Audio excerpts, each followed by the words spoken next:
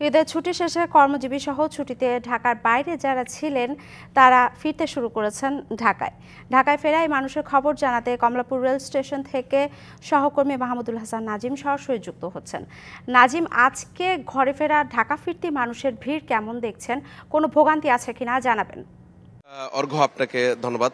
প্রথমত জানিয়ে রাখছি, কালকে অফিস খোলা, সেই তুলনায় যে ঈদের একটি লম্বা ছুটি ছিল, টানা 9 দিনের ছুটি কবলে ছিল পুরো দেশ, সেই ক্ষেত্রে হয়তো আজ একটু বাড়তি চাপ থাকতে পারে। গতকাল পর্যন্ত আমরা দেখেছি বিকেল থেকে শুরু করে রাত পর্যন্ত একটু বাড়তি চাপ ছিল কমলাপুর স্টেশনে। দেশের বিভিন্ন গন্তব্য থেকে ট্রেনগুলো রীতিমতো আসতে শুরু করেছে এবং যারা অফিসগামী মানুষ, স্কুল, প্রত্যেকেই কিন্তু তারা আসতে শুরু করেছে এবং কোনো ভোগান্তি বলতে গেলে আসলে ট্রেনে তো নির্ধারিত যে শিডিউল যদি বিপর্যয় না ঘটে, ট্রেন যাত্রায় তেমন কোনো ধরনের ভোগান্তিতে পড়তে হচ্ছে না। একনল হ্যান্ড ওয়াশ 100% প্যারাবেন ফ্রি, তাই নিরাপদ হাতের জন্য আস্থা রাখুন একনলে।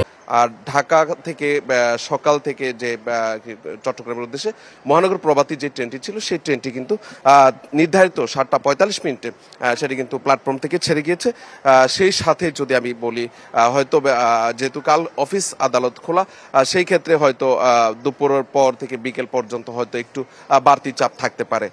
এর আগে আসলে ভোগান্তি এড়াতে যেন কোনো বাড়তি যানজট বা কোনো ধরনের হয়রানিতে পড়তে না হয়, সেই ক্ষেত্রে কিন্তু নগরবাসী বেশ ছুটি কাটানোর 3 দিন 2 দিন হাতে রেখে কিন্তু ঢাকায় তারা চলে এসছে।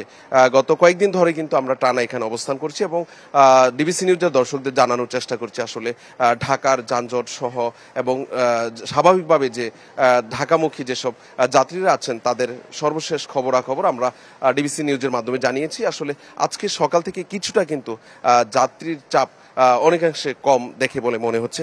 কমলাপুর স্টেশনের যে অবস্থানটি রয়েছে, বিভিন্ন লোকাল ট্রেনগুলো সেটি কিন্তু আসতে শুরু করেছে এবং সেটি করে কিন্তু দেশের বিভিন্ন গন্তব্য থেকে যাত্রী আসতে শুরু করেছে।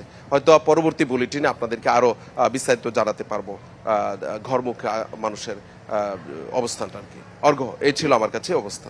নাজিম, ধন্যবাদ আপনাকে।